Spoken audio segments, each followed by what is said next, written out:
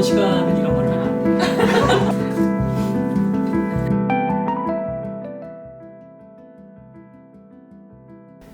미국의 심리학자인 리차드 라이언이라는 사람이 이런 말을 했습니다.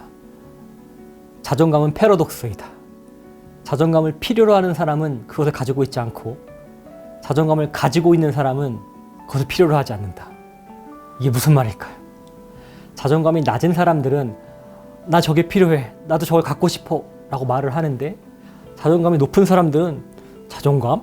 난 그런 거 별 필요 없는데? 라고 말을 한다는 거죠. 이번 강연은 이 말의 의미가 무엇인지 이해해보는 것입니다. 자존감이란 자기가 얼마나 가치 있는 사람인지에 대한 평가예요. 그래서 내가 생각하기에 나는 자존감이 높다, 나는 가치 있는 사람이다 라고 주장하면 그냥 자존감이 높은 거예요. 자존감을 측정하는데 왜 그렇게 생각하는지는 들어가지 않아요. 그러다 보니 심리학자들은 자존감이 높다고 다 똑같이 높은 게 아니구나 라는 생각을 하게 되었고, 그래서 자존감을 두 가지로, 튼튼한 자존감과 연약한 자존감으로 구분을 합니다. 자존감이 높지만 연약한 자존감을 가지고 있는 사람들은 열심히 노력해서 인위적으로 자존감을 높였던 사람들이에요. 흔히 책이나 강연을 통해서 많이 나오는 내용들이죠. 그래서 하루에 10번씩 거울을 보고 나는 나를 사랑한다, 나는 정말 소중한 사람이다, 네가 최고다, 이런 거를 하는 거, 그런 식으로 인위적으로 내 머릿속에 나는 소중한 사람이고 가치 있는 사람이라고 주입을 함으로써 끌어올린 자존감, 그런 것을 연약한 자존감이라고 합니다.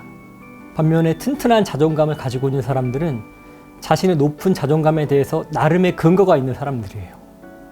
지금까지 살아오면서 이러한 저러한 일들을 잘 해왔고, 살면서 이러한 저러한 어려움도 많이 있긴 했지만 다행히도 잘 극복해왔고, 살면서 실수가 없었던 것은 아니지만 그 실수와 실패를 통해서 뭔가 교훈을 얻고 더 나은 사람으로 성장했고, 그래서 그 다음번에 더 잘할 수 있을 것 같고, 이런 식으로 자기의 높은 자존감에 대한 어떤 이야기가 있는 사람들, 이런 게 특징인 거죠.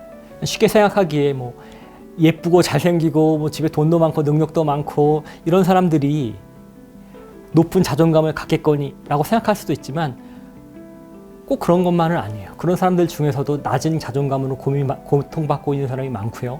반대로 그렇게 잘생기지도 예쁘지도 않고 공부를 그렇게 잘하지도 않고 돈을 많이 벌지도 않아도 높은 자존감을 갖고 있는 사람들이 있어요. 그래서 핵심은 실제 현실이 어떻느냐가 아니라 그 현실 속에서 어떻게 어떤 내용을 뽑아서 나의 이야기로 만들어내느냐예요.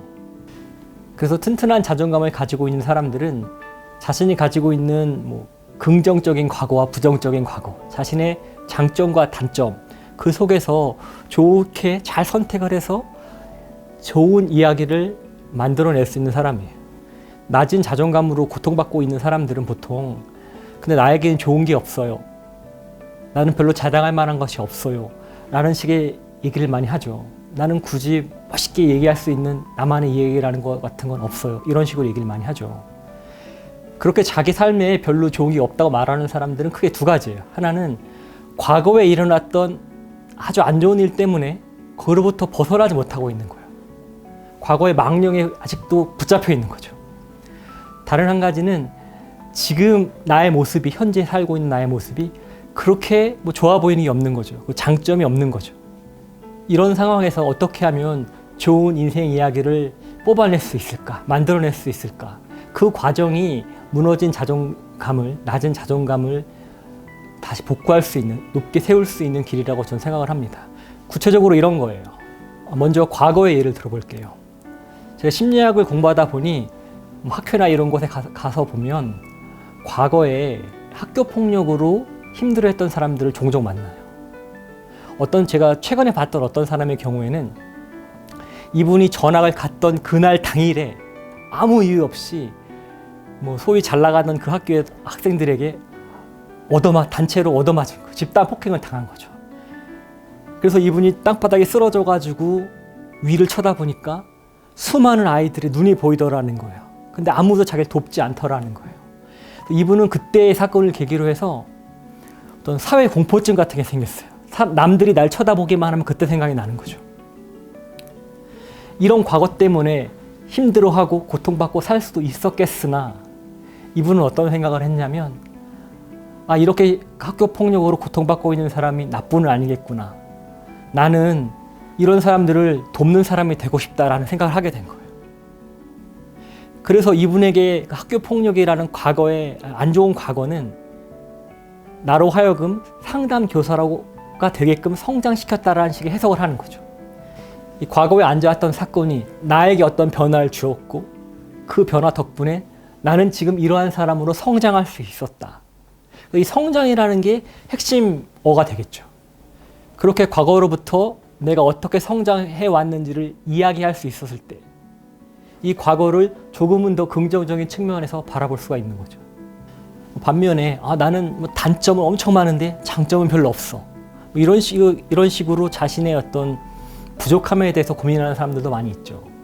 그래서 이런 분들은 자기가 갖고 있는 장점과 단점을 포함한 모든 특징들을 늘어놓고 어떤 것이 나한테 정말 중요한 특징이고 어떤 것이 별로 중요하지 않은 특징인지를 생각해보는 시간이 필요해요. 그리고 자기에게 중요한 것에 노력을 하면 되는 거죠.